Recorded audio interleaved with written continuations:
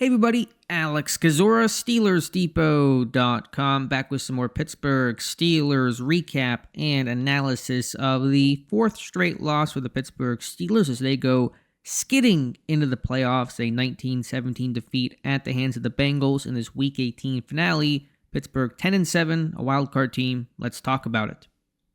Before we start, if you guys could like this video, subscribe to the channel, and check out the site, SteelersDepot.com. Would really appreciate that. So, Pittsburgh, 4 straight losses, 10-7. Either going to play Houston at Houston for the wild card round, or more likely at Baltimore. That will depend on what happens in the Chargers-Raiders game tomorrow afternoon. If the Chargers win or tie, then Pittsburgh drops to the 6th seed. They go to Baltimore. If the Chargers lose, Pittsburgh remains at the 5 seed. They go to Houston. So I want to set that stage for you guys up front. Now to the game. I don't know. I don't even know where to begin. It's a lot of the same issues. The defensive communication was at least better, so there was some improvement in this outing, but obviously not enough overall. And offensively for Pittsburgh, they're a mess. There's no identity, no cohesion, nothing they do well. Russell Wilson was bad. George Pickens was miserable tonight. The run game wasn't successful. Essentially, very little work. Pittsburgh squandered opportunities. They took bad sacks. They couldn't convert on third downs. They just found a way to mess this up every which way possible. Slow starts again. I'm not even telling a thread of this game. I'm just kind of spitting just fragments of sentences about what happened here, but you guys saw it. You throw for $148, you rush for 74, you had 91 yards, end of the third quarter. The fact that Pittsburgh had chances to win that game is a minor miracle in itself, and a testament to the defense tightening up and making some plays and creating some splash. With Pittsburgh's, that's always their key to victory, is creating that splash. But just just a comedy of errors overall, whether it's Pickens and his at least 3 drops in this game. The end of the first half, Pittsburgh is so bad in short yardage football. They are literally, and you probably could have guessed this, but they're literally one of the worst teams in the NFL in third and fourth, needing 1 to 3 yards. I watch the rest of the NFL, as I'm sure you guys do, and I know you're just capturing snapshots, and if you followed another team throughout a season, you probably have complaints over the course of the year. I get that. I'm speaking a little out of frustration. But you watch teams, even the Bengals tonight, in short yardage, they can convert. They have good schemes that stress defenses, that put players in conflict, that allows their guys to win. They use leverage. They're able to just to move the sticks in those manageable moments. And Pittsburgh always makes these things difficult. They can't execute a quarterback sneak when the Bengals are playing too high, a light box, the A-gap completely vacant. Someone explained to me how Russell Wilson doesn't get 3 feet on that. Or you go back to the play before, Pat Frymuth stumbling, losing his own balance on his own accord, nobody near him, can't pick up the first down. And then 4th and a yard, and Pittsburgh can't convert that either. End of the first half, the Bengals get a field goal to tack on 3 points, what became a 2-point victory. So there you go. Pittsburgh just can't do these routine things that seem so simple, and they don't deserve to win football games until they can figure those things out. Despite all the issues, you get back in this game, 19-17, 2-minute drill. They practice it all the time at training camp. So much of training camp is about situational football. I know that was forever ago, but the point is Pittsburgh really tries to place an emphasis on situational ball, and it's a wreck. The first play is a tackle for a loss, or a lost completion to Najee Harris. The next play is a 2-yard gain to get back to the line of scrimmage to Pat Frymuth. The clock is running this whole time. Russ scrambles when he should have thrown the ball away. He gets 3-4 yards, takes a sack.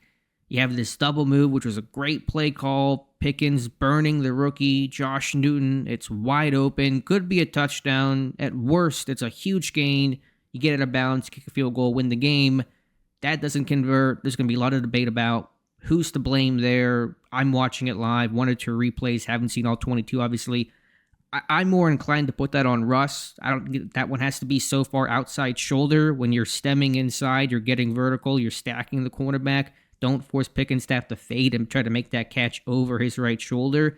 Put it inside, let him track the ball easier, make the grab. He's going to get out of bounds. There's nobody near him. It's a double move. The corner is nowhere close to him.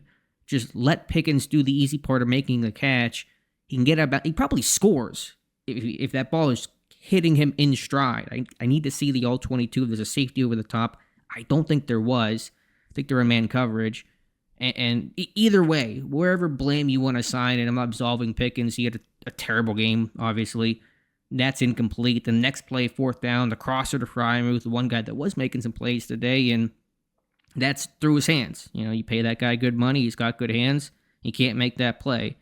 Does Pittsburgh win that game if Freiermuth catches that?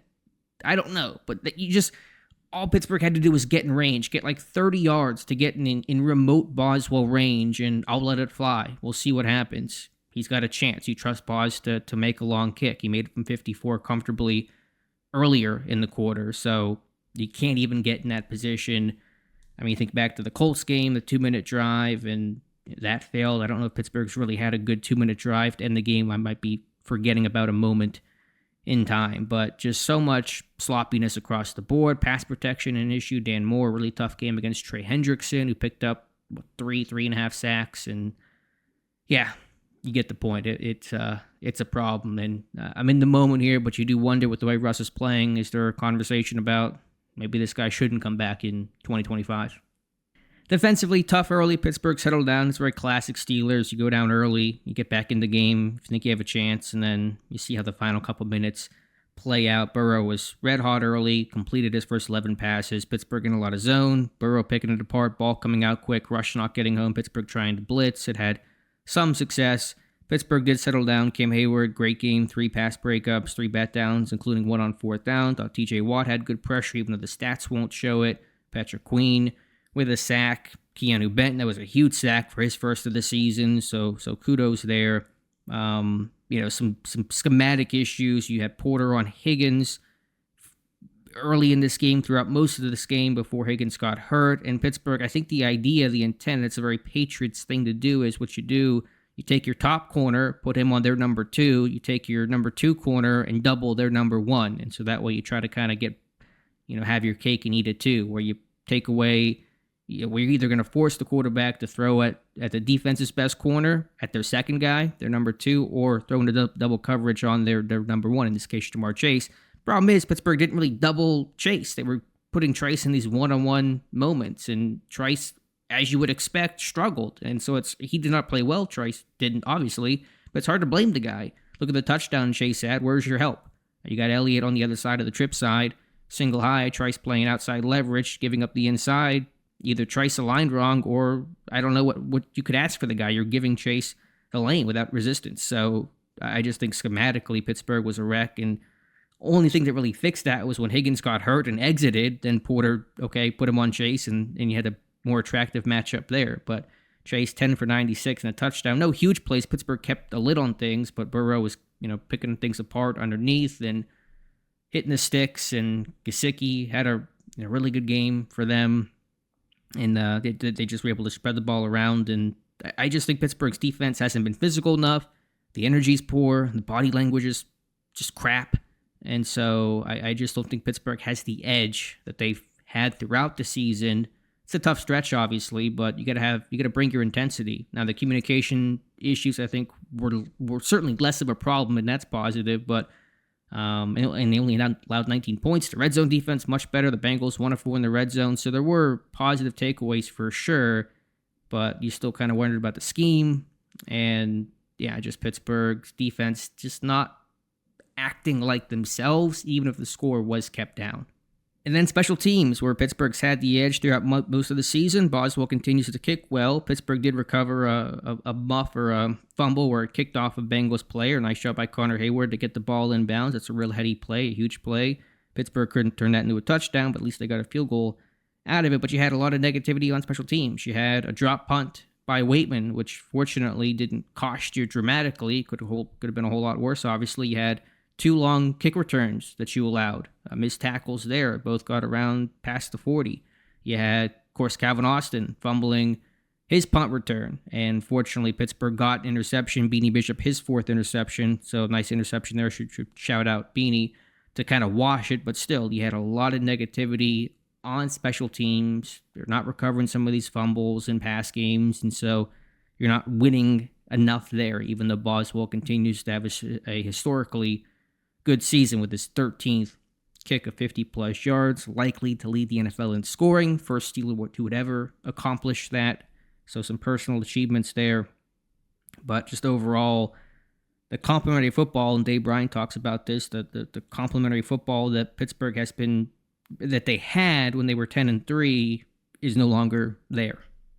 So that wraps things up. Obviously, Pittsburgh not inspiring confidence going to the postseason. Never know what could happen in a single game. Elimination, obviously, but hard to believe if they're playing Baltimore, which is most likely. You would expect the Chargers to beat the Raiders. No guarantee. The Raiders are fighting hard, but I'm going to just pencil in the Chargers to be the 5 seed and go to Houston. Pittsburgh going to Baltimore in wildcard weekend.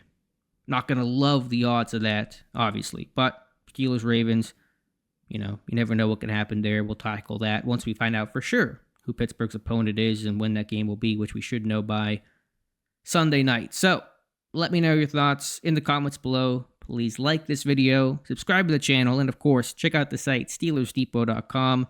Ton of content coming your way. Again, I'm sure there's stuff I missed. Arthur Smith, not a good game. None of the coaches had a good game. Mike Tomlin should not be absolved, obviously, from any of this either. I'm just kind of adding this in last second, just because I don't want to totally forget it. When you lose 4 straight, the way Pittsburgh has, head coach certainly receives a lot of the blame. So anyway, wrapping this video up. Thank you for listening, and we'll talk to you soon.